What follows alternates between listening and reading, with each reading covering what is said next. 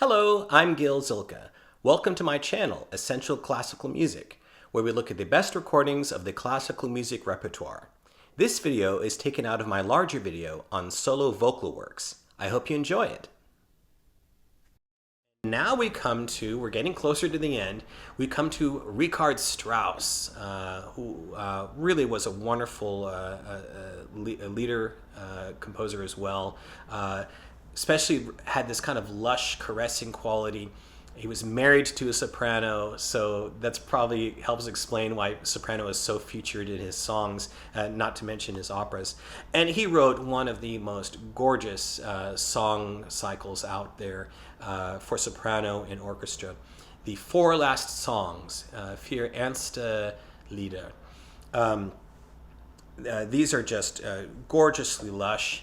It's again about the subject of confronting death, but it's done in a very comforting, consoling way. There's an allusion to the passing of seasons, and then finally you get to the final song, Im Abendrot, which means at sunset, and which is the longest of the songs and just really ethereal and gorgeous. Strauss wrote this at the very end of his life. And orchestrated as well. And if you know anything about Strauss, he was a brilliant orchestrator. So you get the marriage of the voice and the orchestral writing. And my top recommendation for this one is a classic that I mentioned in my reference versions, Elizabeth Schwarzkopf, the one from 1965 with George Szell and the Berlin Radio Symphony Orchestra. First of all, wonderful recording quality, very detailed, very full. And Schwarzkopf sings these songs with beautiful sensuousness and caressing phrasing. That I think that's why she's so associated with it. Just beautiful tone. And then Szell was a wonderful Strauss conductor. Does a wonderful accompaniment to Im Abendrot. Is just gorgeous, just beautifully ethereal. So that's my top choice. I do also want to mention her earlier recording with Otto Ackermann and the Philharmonia, recorded in 1953. Obviously not as atmospheric with the sound quality, but you do get Schwarzkopf in fresher voice.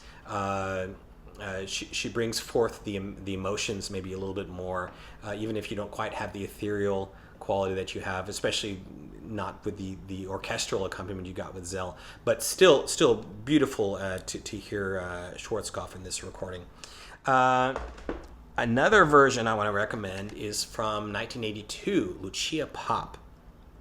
Another singer who really did a great job of the phrasing, just really heartfelt and beautiful the way she does it, with ravishing tone. Even though she has a somewhat lighter voice, in the louder parts it comes off strongly enough. Very sensitively accompanied by Klaus Tenstedt and the London Symphony, and very well recorded. So this is also a gorgeous version. Another version from around the same time, in fact the same year, 1982, another famous version, Jesse Norman, with Kurt Masur and the Leipziger Gewandhaus. Just beautifully luscious. The gorgeous tone that Norman possessed, beautifully recorded. The Im Abendrot is gorgeous. It's really lengthened to its max and beautifully sustained by Norman. I don't know how she did it, but it's just really poignant. And so this is also a classic. Another wonderful sounding version is this one, conducted by Herbert von Karajan with the Berlin Philharmonic, featuring Gundula Janowitz in the soprano solo, recorded in 1973, sounding just wonderful. In fact, you really can't beat this in terms of just the sheer sound of it. She's not quite as expressive a soloist as, like, say, Schwarzkopf or Lucia Popp. I don't know if that was partly from Karajan. He tended to sort of dominate singers a little bit with his orchestral sound, but there's a purity to it that is beautiful on its own terms, in sort of just relishing in the beauty of the sound of the work. And then Karajan, of course, maybe the greatest Strauss conductor of whom we have record. And in addition to that, you have two of the greatest orchestral recordings, I believe, of Strauss on record. The early 70s recordings of Tod und Verklärung, Death and Transfiguration, and Metamorphosen. So a priceless disc in any way you cut it. Now, a few mono versions. One is from 1953 with Lisa Della Casa, with Carl Böhm and the Vienna Philharmonic. And this one, mainly, I would say, is for Della Casa. She sings it so beautifully, the caressing lines and gorgeous full tone. She was also a noted opera singer, incidentally, just like Schwarzkopf.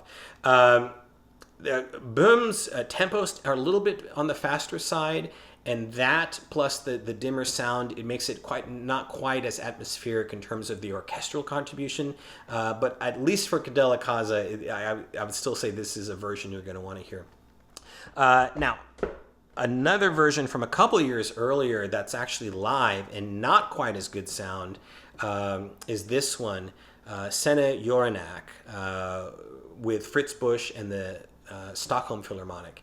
It is a little bit more dim sounding, but you do hear the voice more strongly. The orchestra is a lot more dim, which is a shame because they play very passionately. And Jorinak is just gorgeous. Very heartfelt, very natural in her phrasing. Listen to the way she sings The End of September, the way she caresses the lines. So even with the dim sound, I would say this is one of those historic choices where if you can get over that, it's just wonderful musicianship. Now, for the truly brave, speaking of getting over bad sound, we have the premiere recording from 1950 with Kirsten Flagstad, who was basically Strauss's deathbed wish. It was that he wanted Flagstad to premiere the work, which she does, with the Philharmonia conducted by Wilhelm Furtwängler, another great Strauss conductor. Unfortunately, the sound is dismal. Even for me, someone who generally can deal with that, this is really, really hard sledding. It is a beautiful performance, very poignant from both artists, very, very moving.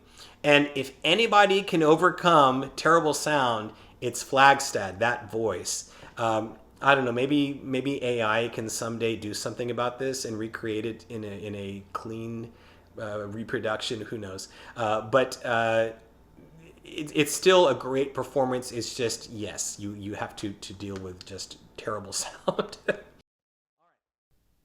Thanks for watching. I wish you all a great day and happy listening.